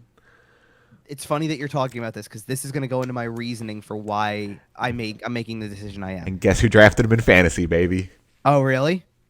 Very nice. I do not have an Ottawa Senator in fantasy this year. I would have liked one, but I don't. No, I kind of like, if nothing else, I went back to the well with a couple of guys. So Victor Hedman and Braden Point helped me out there, guys, in Tampa. Fair enough. Hey, look, if it isn't broke, You're right. I'm putting Florida in because I just don't see that huge of a drop off. There's going to be a drop off. I don't see that huge of one. That is valid. To be fair, I know it's a bit of a hot take to have them out. Sure. Boston is gonna not struggle, but I think it's gonna be a bit of a long start to the year with the guys that they're missing. So I'm a little concerned about that. It's tough to leave Detroit out. It's really tough. I hear you. This is my reasoning for why I'm not sure about Detroit and I'm so sure about Ottawa. Okay. Everything I like about Ottawa, as much as I can throw an acquisition into it, a lot of what I like about Ottawa is guys they've already had that are just going to continue to develop. Like it's still Stützle and Norris and Shabbat and Kachuk, and like I still start with that, and then I go, oh, by the way, their offseason was Claude Giroux and Alex DeBrincat. You added a star who used to be a superstar in Claude Giroux and a current superstar in Alex DeBrincat. Right, and DeBrincat's really obviously DeBrincat's the headliner there. But right. I really stick to the guys they already had before that. Even I stick to Stützle and Norris. I'm gonna be so mad if Claude Giroux wins the Stanley Cup in Ottawa. But I'll be happy for him, but I'm gonna be so mad. But that's the reason why I like Ottawa so much, because when I look at Detroit, I sit there and I go, look, I think on paper, I really like their offseason, but I go, with this team, it's still, there's not near as many names I pull that are developed in-house names. Like, I love Mo Sider. We've said this before. And I love Lucas Raymond. Yep. But I just don't know. And there's other guys who are obviously in-house developed, all that, but what Andrew Kopp do they get? What David Perron do they get? Like, I just don't know, because it's a lot of veteran play. Like, it's not like their offseason acquisition was grabbing an Alex DeBrincat. No, that's fair. Their acquisitions were good, but I'm not convinced of what it is yet. They could come in and tear it up, and I fully would not be surprised by that. But I just have no clue yet, and I sit there and I go, if you're asking me to pick between Florida, Boston, and Detroit, I don't know how it's going to go in Boston. I don't know how it's really going to go in Detroit. I think both teams, I think Boston's on the downslope. I think Detroit's on the rise. I think I got to stick with the team that I know is still kind of in the middle, who didn't necessarily lose. Like, they lost stuff, but they gained stuff. I think that they're in the middle. David Krejci coming back is going to be massive for that Boston team. It is, but I think defensively they're going to be in trouble at the beginning. That's fair. But man, whenever they can get McAvoy back is going to be huge. If Detroit, and however early it is, could influence whether they make it or not. If Detroit gets out to a hot start and does something crazy, like wins 8 out of their first 10, I could see that race being very, very interesting coming down the stretch. Sure. Very interesting. Man, there's a game between Detroit and Boston on October 27th, like second week of the season. That's going to be a good game. It's Saturday. No, it's not. It's like a Thursday. It's going to be a great but game. I'm still down at the arena that night, so I'm not going to be able to see any of it. DVR it. I don't have to. You know how this works. ESPN Plus. I know. More hockey, right? Did you like maybe you didn't, but like watching baseball the last couple of days, which the whole wild card series was on ESPN. So there was last night alone there was at least 5 you can catch the NHL on ESPN Plus kind of commercials because Mark Messier is doing the ad spot. We love that. Really missing that one. Yeah, I was actually watching it at work on regular TV, so it was a little. We were watching on ABC. So. Oh yeah. Friday's game. Yep. Yeah, Saturday was on ESPN too, which I hear you. All right, so back to the. Now we're going to the West. Yeah, absolutely. You want to go Pacific first? Sure, we can do Pacific first. Let me go find Pacific here. Yeah. This one's interesting to me. Yeah, this is. Okay, so here's the funny because I'm going to get asked. I have 2 locks. Well, let's put it this way. At some point, I'm going to get asked and pushed further. It might be in 5 minutes for all I know, but I'm going to get pushed further. I have a really hard time with the West. I agree. So I think part of the reason you have 2 locks in the Pacific. 2 locks, and then I think there's. Right, I think it's pretty wide open for everybody else. I see where you're going already, so I can level with that. Yeah. The battle of Alberta is my locks. Calgary and Edmonton are going to make the playoffs. Absolutely. I think LA makes the playoffs. I think that's fair. I think Vegas makes the playoffs. Okay. I think Anaheim makes the playoffs. Ooh, all right. I'm going 5 out of the Pacific. Okay, so let me do. Let's wipe out the 2 locks right away. Yep. So Calgary and Edmonton, yes, are making the playoffs. I'm also going to try to do process of elimination another way. So let's wipe out San Jose right away because I don't think they're making it. No. No, and I think that last playoff spot comes down to Anaheim and Vancouver, by the way. Vancouver's a really tough one for me because Vancouver for me because it felt like Vancouver was playing really hard following the coaching change and trying to make this improbable rally to get into the playoffs last year, and it came up just short. I think that I don't know if they have not the same level of talent. It's just Calgary's changed a lot and still is good. Right. And Edmonton's going to still obviously do what they do because of the 2 guys they have up front, obviously. Right. I can't see LA making the playoffs and making noise like they did. Really? Just to no. Okay. Last year, just to not do it this year. Okay, I was gonna say that team had a lot of. I can't see them dropping off like after last year. I can't see them making noise and then being out of the playoffs. I think they're more likely to win the division than miss the playoffs, and I don't think they're gonna win the division. But no, I don't think so either. They're more likely to go that way, in my opinion. I got to imagine we can agree on the Pacific winner, right?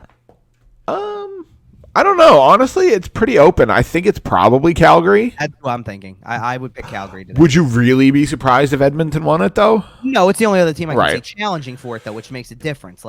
That's fair. I think Calgary and Calgary. I saw a play the other day on a highlight reel. Did you see what Jonathan Huberdeau did? I did not. I'll have to go look at it. Go look up what Jonathan Huberdeau did. Okay. I think it was a 3-on-1 or something like that. And they went all-star game on this stuff. I mean, it was ridiculous.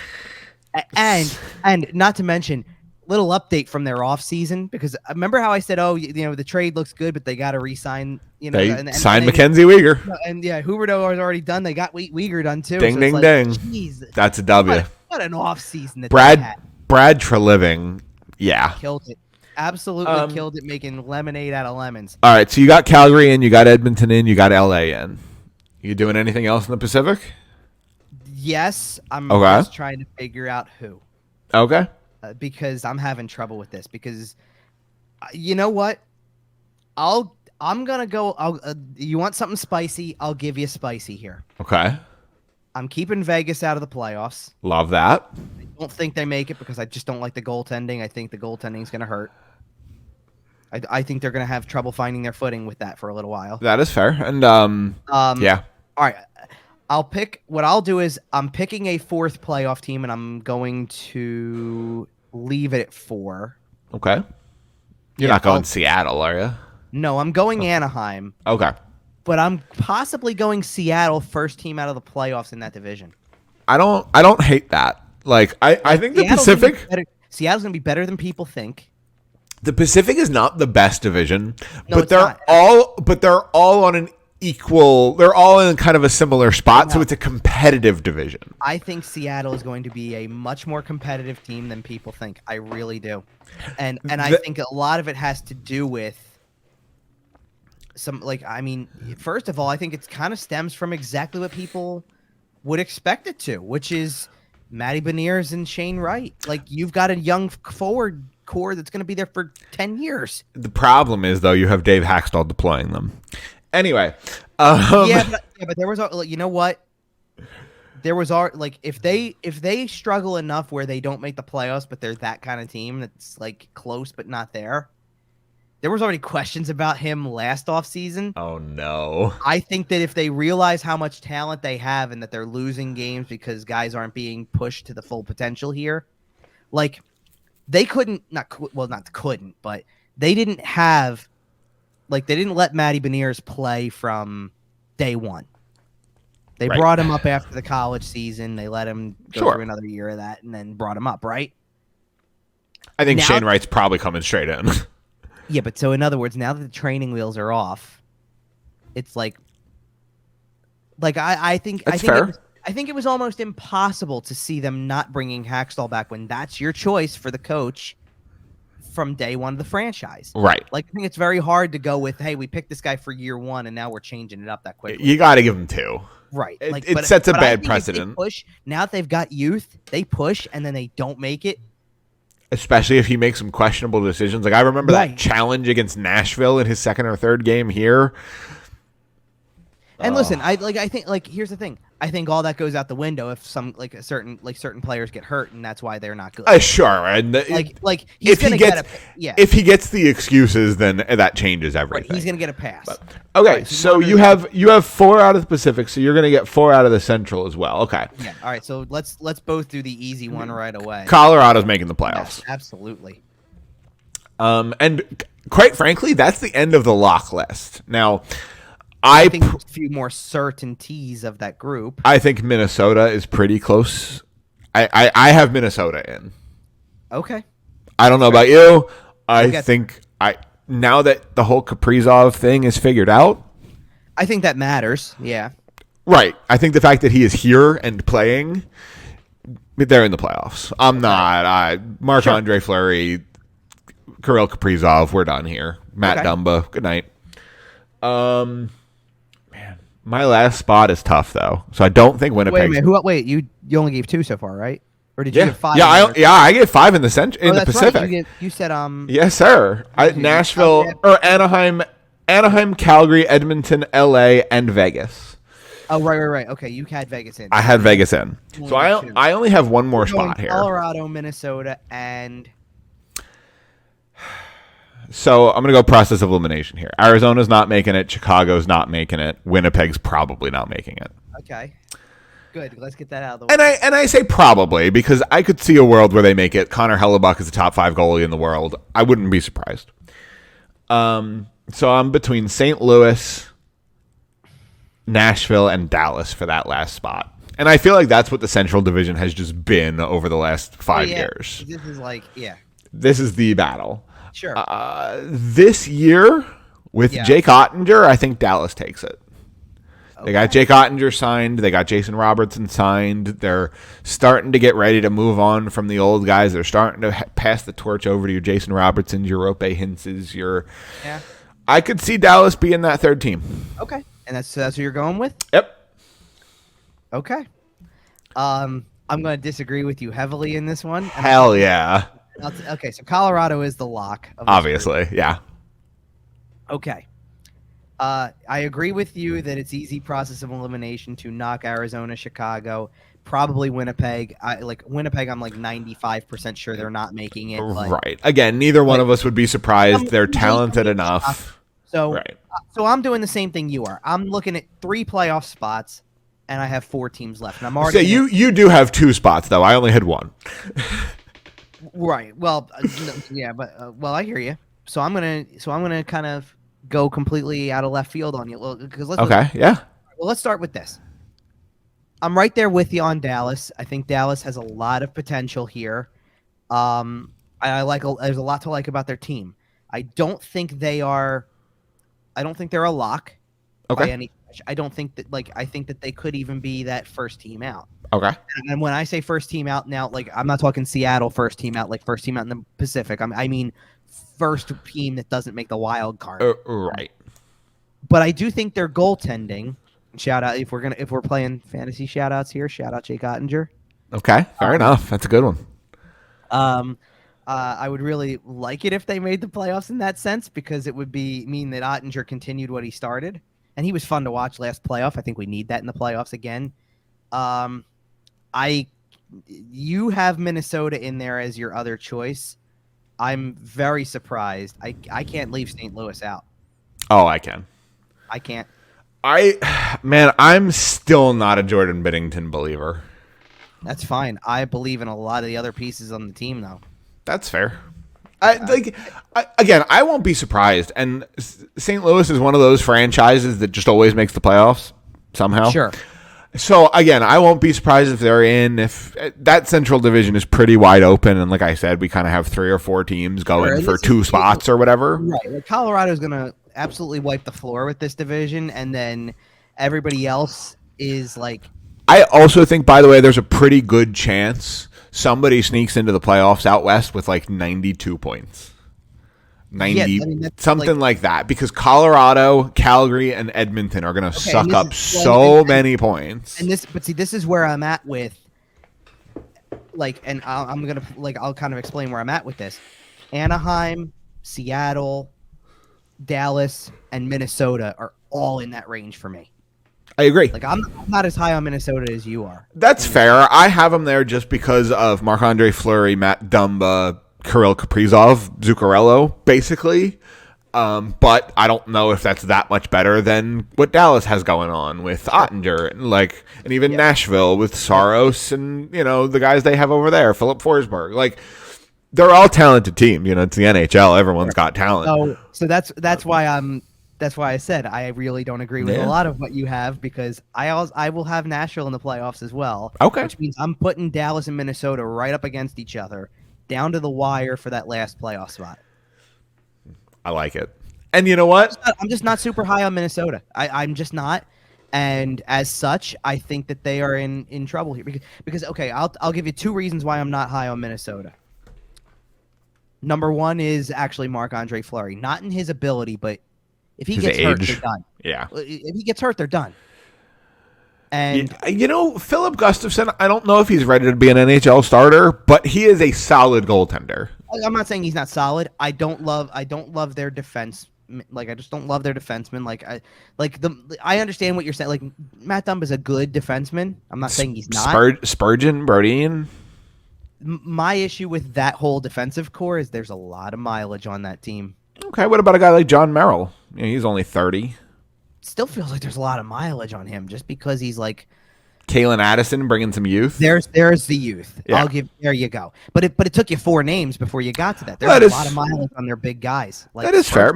Or just the number 1 guy. Matt Dumba's only 28. Doesn't matter. Look at what style he plays. I understand. He goes out there. Brodin's only 29. Yeah, but you're starting to push it with you know who we were saying that about last year? We were saying about Ryan Ellis last year. That's fair. Well, I mean, sure. So, to me, Dumba plays a Ryan Ellis kind of game. It is predicated on blocking shots. And man, I feel even better about my Minnesota pick. I didn't know they picked up Sam Steele. Yeah, that was a little bit of a fun one. Yeah, that's cute. I like that a lot. I don't know. All right. Not being referred to as cute before, but the move. Yeah, but we're here apparently. Hey, listen. So Sonny Milano was released from his PTO with Calgary. If he signs in Minnesota, come on. Sure. Okay. Here's really what it is. Kaprizov carried the team last year. Him and Zuccarello were ridiculous together. If him and Jordan Greenway and Joel Erikssonek and Matt Boldy all kind of start to put it together, I understand where you're coming from with this. You know what I don't expect this year? I don't expect anything remotely close to what Ryan Hartman gave him last year.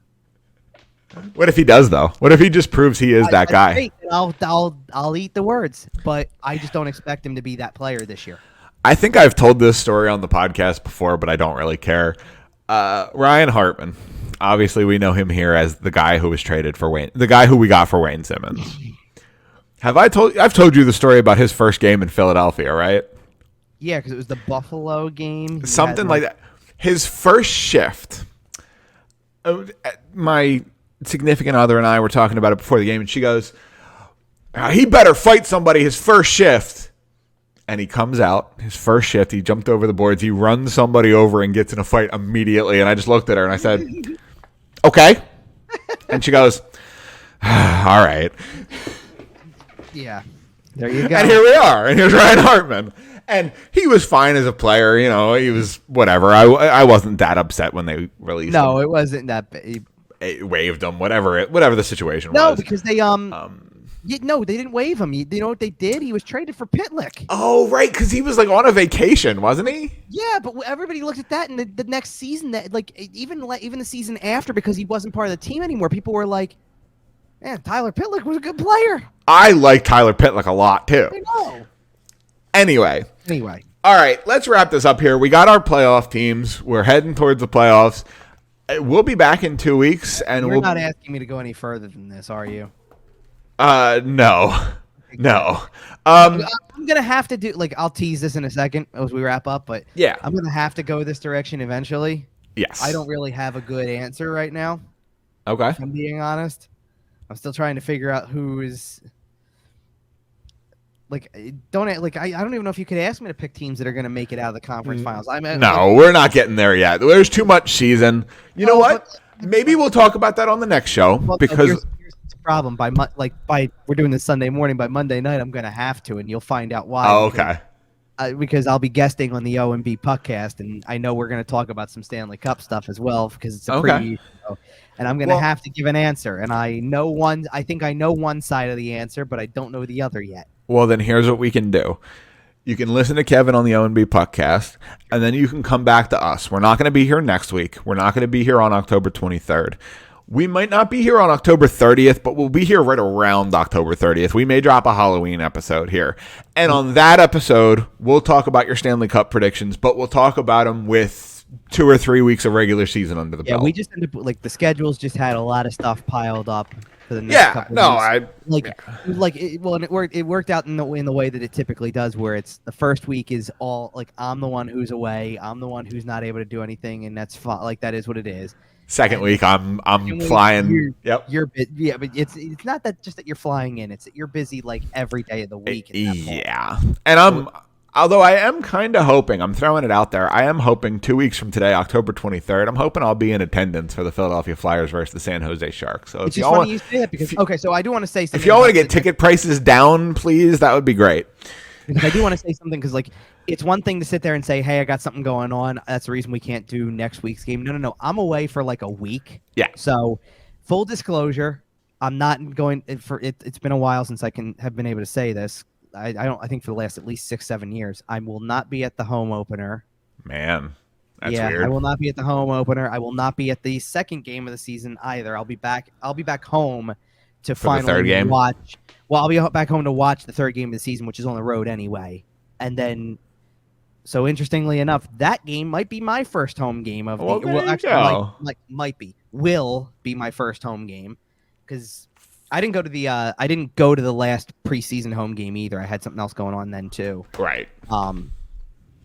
Funny enough. So my first Flyers regular season home game will be that Sunday, October 23rd. Awesome. So we won't have a show that day, but we will be in the same building. No, we won't because we're going to both be kind of.